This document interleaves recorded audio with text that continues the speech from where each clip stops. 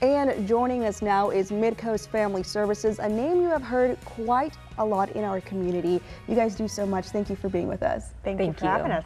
So April is Sexual Abuse Awareness Month. Yes. Let's talk about it.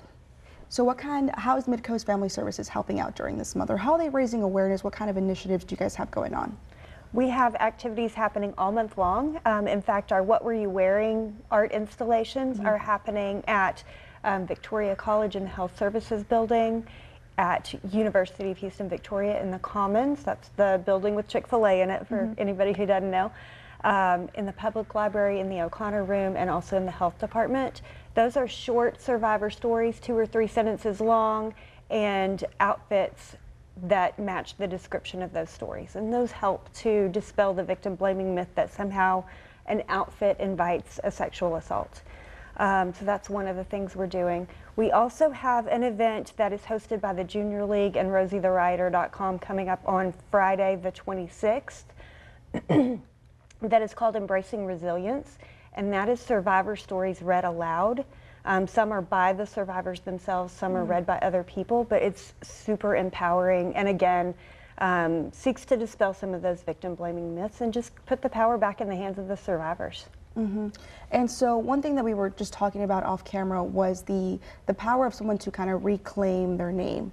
Talk to me about that. Yeah, it's so empowering, I think, for people who are ready to say it out loud. So much about sexual assault, it's not about sex, it's about power and control.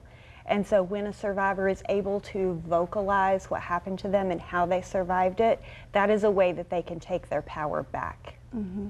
And kind of honing down in our Crossroads area, when we talk about statistics, it seems that we're kind of a small community, but the number of assaults, sexual assaults that happen in our community is scarily large. How does Midcoast kind of help tackle this situation?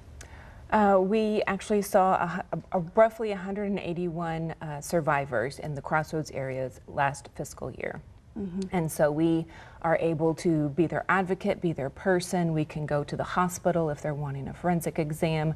We can help them process through it right after it happens, sometimes a year after it happens, whenever they're ready to come and talk about it and address it. We are there for them. And so something I'd also want to touch base on is victim blaming, because that seems to be, unfortunately, something that happens more often than not. How does a survivor come forward to y'all? How do you guys make them feel kind of safe, welcome, so that they don't feel like they're going to be shut down? Well, like our shirt said, in victim blaming, we do a lot of outreach. We try to make ourselves known in the community.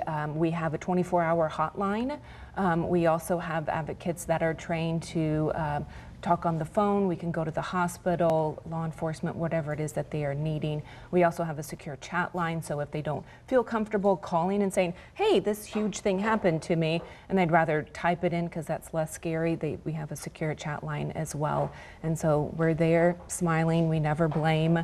Whatever it is they are wanting to do, we are there for them. If they want to talk about it, if they don't, if they want to report, if they don't want to, whatever it is that they are wanting, we're there for them. And where can people go to get more information? We have a website, midcoastfamily.org, that they can go to. And we also have a sexual assault response team here in Victoria. That is advocacy centers like us, law enforcement, the judiciary, healthcare, all of us who might respond in the event of a sexual assault are on that response team, and there is a Facebook page for that. It's Golden Crescent Sexual Assault Response Team, or SART. They can also message us there, and we can connect them to the right people. Well, you guys, thank you so much for being with us, and once again, for the work that you guys do out there. Thank you for having us. Absolutely. And for everyone at home watching, don't go anywhere. Keep it right here, because we head to the YMCA for more information on their summer camps.